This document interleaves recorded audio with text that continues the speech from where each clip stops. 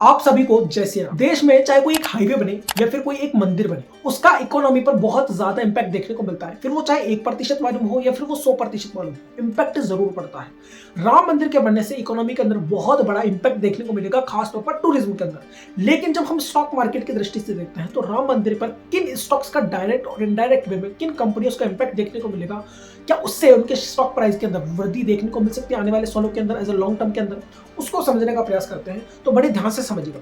इस वीडियो की एक सबसे इंपॉर्टेंट बात पता है क्या है कि आपको स्टॉक्स के नाम तो मालूम चलेंगे ही, इसके अलावा आपको ये पता चलेगा कि अगर देश में कोई भी एक चीज नई तरह से बनती है, फिर वो चाहे टूरिज्म की तरह से देखा जाए, इंफ्रास्ट्रक्चर की तरह से देखा जाए, तो उसका इकोनॉमिकली खासतौर पर स्टॉक मार्केट से रिलेटेड किस तरह से उसका एनालिसिस किया जाता है, इस वीडियो के अंदर आप समझ जाएंगे। तो जय सिया राम बोलकर करते हैं इस वीडियो की शुरुआत। तो सबसे पहले हम विदेशियों की बात नहीं करेंगे कि विदेशी आकर आएंगे, टूरिज्म बढ़ेगा, फलाना दिखाना, बहुत सारी चीजें। सबसे पहले हम डोमेस्टिक लेवल पर ही देखते हैं, क्योंकि हमारी आबादी भी कोई कम नहीं है, हम चाइना को पछाड़ चुके हैं, तो हमारी आबादी भी कम नहीं है। तो सबसे पहले हम भारत की ही बात करें। अब देखिए, राम मंदिर कहां बना हुआ है? यूपी के अंदर। अब जो लोग यूपी में रहते हैं वो तो बस के द्वारा राम मंदिर में जा सकते हैं, लेकिन जो दूसरे स्टेट्स के अंदर रह रहे हैं वो कैसे जाएंगे राम मंदिर? वो ट्रेन के माध्यम से जाएंगे।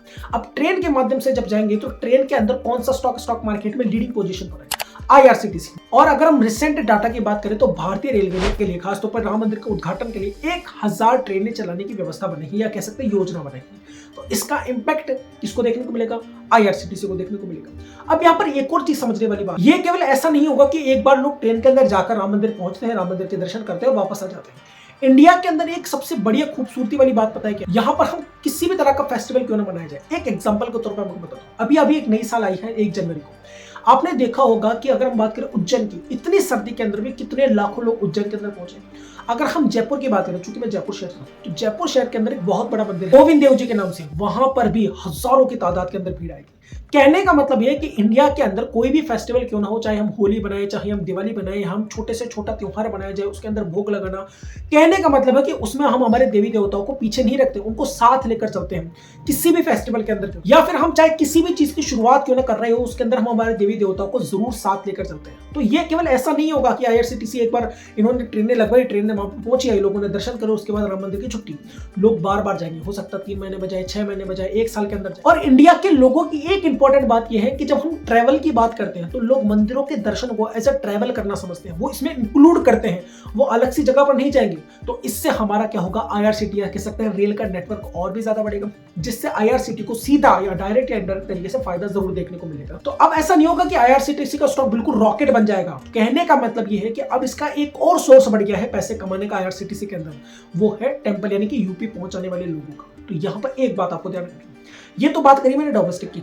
अब अगर मैं बात करूं इंटरनेशनली लेवल पर, लोग आएंगे राम मंदिर को देखने आएंगे, टूरिज्म जो बढ़ेगा, तो वो किस में बैठ कर आएंगे? वो फ्लाइट के अंदर बैठ कर आएंगे। और इंडिगो ने इसकी फ्लाइटिंग शुरू भी कर दी है। अब यहाँ पर इसको डायरेक्ट फायदा क्या देखने को मिलेगा?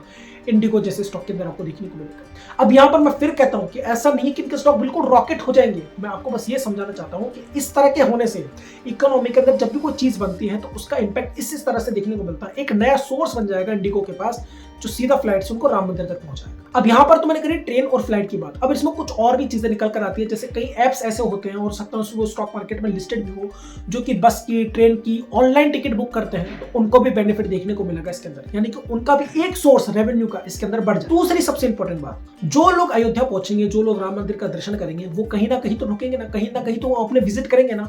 तो इसके अंदर आता है इंडियन होटल्स, जिन्होंने 2 होटल्स साइन कर भी ली है। अब यहाँ पर फिर वही बात, ऐसा नहीं है कि 2 होटल साइन करने से उसका स्कोर रॉकेट बन जाएगा। यहाँ पर अब उसका एक सोर्स जो है वो बहुत ज्यादा अच्छा हो जाए। तो यहाँ पर ये तीसरा स्टॉक निकल कर आता है, जिसके अंदर आपको देखने को मिलेगा। चौथा, अगर आप प्रयागराज गए हो या अगर आप बनारस गए हो तो आपको इस तरह के टेंट आपको जरूर दिखाई देंगे। ये एक कंपनी लगाती है, और ये कंपनी जो लगाती है, इस कंपनी को जो प्रोजेक्ट दिया जाता है, वो कंपनी स्टॉक मार्केट के अंदर लिस्टेड है, और उसका नाम है प्रवेज लिमिटेड। तो इस कंपनी के पास भी रेवेन्यू का एक और सोर्स बढ़ चुका है। अब यहाँ पर देखो, एक चीज मैं आपको बता दूं, जैसे मैंने बात करा प्रवेज लिमिटेड, अब अगर आप इस स्टॉक को देखेंगे तो ये स्टॉक पिछले 3 साल में 70 गुना हो चुका है। तो लोग ये कह सकते हैं, लोग आपको बहकाने के लिए चीजें कह सकते हैं, ये देखो राम मंदिर की वजह से स्टॉक कहां से कहां पहुंच गया है, इसमें इन्वेस्टमेंट को लोग फंसाने का बहुत सारे तरीका। लेकिन आप समझो कि केवल एक छोटी सी चीज होने से स्टॉक का प्राइस इतनी तेजी से नहीं बढ़ जाएगा। वहां पर केवल उसको प्रोजेक्ट मिला है। इसी तरह के प्रोजेक्ट उसने बहुत सारी जगह पर ले रखे। अगर एक प्रोजेक्ट बनने से स्टॉक में इतनी तेजी से ग्रोथ आने लगी, तो भैया फिर लोगों को कहीं जाने की आवश्यकता नहीं कि किसी भी स्टॉक को राम मंदिर के साथ जोड़ लो और उस स्टॉक का प्राइस बहुत तेजी से ऊपर बढ़ जाएगा। यहां पर ये सारी बातें मैं इसलिए बता रहा हूं ताकि कोई आपको इस तरह से बहकाए, कंफ्यूज ना कर सके। तो ये वो मेन स्टॉक से जो कि राम मंदिर से डायरेक्ट और इनडायरेक्ट तरीके से जुड़े हुए थे। लेकिन यहां पर एक और चीज जो मैं आपको समझाने का प्रयास करता हूं, देखिए जब भी हम किसी तीर्थ स्थान पर जाते हैं, किसी मंदिर में दर्शन करने जाते हैं, तो हम इंडियंस एक चीज जरूर करते हैं, वो है दान पुण्य हम जरूर करते हैं। चाहे हम किसी को बिस्किट दे, किसी को टॉफी दे, कुछ भी करें, चाहे हम केले बटे या कुछ और भी करें। अब अगर आप ये देखेंगे तो जैसे कि मैंने कहा कि इस चीज के होने से हर कंपनी को किसी ना किसी तरीके से फायदा होगा। किसी के बिस्किट ज्यादा बिकेंगे, किसी की टॉफियां ज्यादा बिकेगी, किसी की कोल्ड ड्रिंक्स बहुत ज्यादा बिकेगी, बहुत सारी चीजें होंगी। यहां पर आप ये भी पता कर सकते हैं कि एफएमसीजी के अंदर ऐसी कौन सी कंपनीज हैं, किस कंपनी के बिस्किट, उसके कोल्ड ड्रिंक्स वगैरह ज्यादा बिक रही है, जो कि स्टॉक मार्केट में लिस्टेड हो, इंडियन स्टॉक मार्केट के अंदर लिस्टेड हो। तो यहां पर उसका स्टॉक रॉकेट नहीं बन जाएगा, लेकिन उसका एक रेवेन्यू सोर्स ज्यादा बढ़ जाएगा। जहां राम मंदिर बना है, हो सकता है वहां पर पहले 1000 बिस्किट के पैकेट बिकते हो, लेकिन अब वहां पर 1 लाख बिस्किट के पैकेट बिक रहे हैं। तो रेवेन्यू ऑफ इनकम, या कह सकते हैं रेवेन्यू जो है वो कंपनी का तो बढ़ेगा, और रेवेन्यू बढ़ेगा तो कंपनी का प्रॉफिट भी बढ़ेगा। तो इनडायरेक्ट और डायरेक्ट तरीके से स्टॉक्स को बेनिफिट, या कह सकते हैं कंपनियों को बेनिफिट देखने को मिलेगा, और इकोनॉमी के अंदर तो बूस्ट आएगा ही आएगा। तो ये एनालिसिस कैसा लगा और ये वीडियो कैसे लगा, कमेंट करके जरूर बताना। स्टॉक मार्केट और आईपीओ से जुड़ी हुई ऐसी वीडियोस के लिए चैनल को सब्सक्राइब जरूर कीजिएगा। जय श्री राम।